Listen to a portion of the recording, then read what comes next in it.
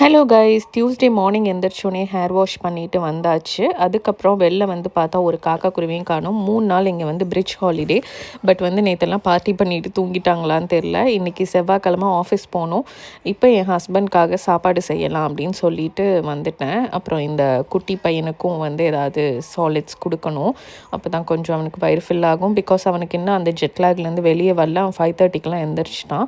சாமி கும்பிட்டுட்டு வந்து கொஞ்சோண்டு தக்காளி சாதம் என்னோட மதர் இன் லா ஸ்டைலில் பண்ணலான்னு போயிருந்தேன். சூப்பராக செய்வாங்க அவங்க தக்காளி சாதம். பட் அந்த அளவுக்கு வரல. ஆனாலும் என் ஹஸ்பண்ட் ரொம்ப நல்லா பாராட்டினார், நல்லா இருக்குது அப்படின்னு. அப்புறம் ஒரு பேனில் ஆயில் ஊற்றிட்டு கடுகு, கடலப்பருப்பு, பாசிப்பருப்பு போடுவாங்க அவங்க. அதுக்கப்புறம் பெருங்காயத்தூள், வரமிளகாய் எல்லாமே போட்டு நல்லா வதக்கிக்கோங்க.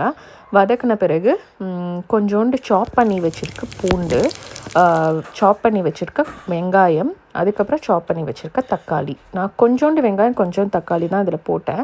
மிச்சத்தை வந்து நான் பேஸ்ட்டாக அரைச்சிட்டேன். அதாவது 1.5 பெரிய சைஸ் தக்காளி, அப்புறம் வந்து ஒரு ஹாஃப் வெங்காயத்தை வந்து அதில் போட்டு அரைச்சிட்டேன். அந்த பேஸ்ட்டை இப்போ ஊற்றிட்டேன்.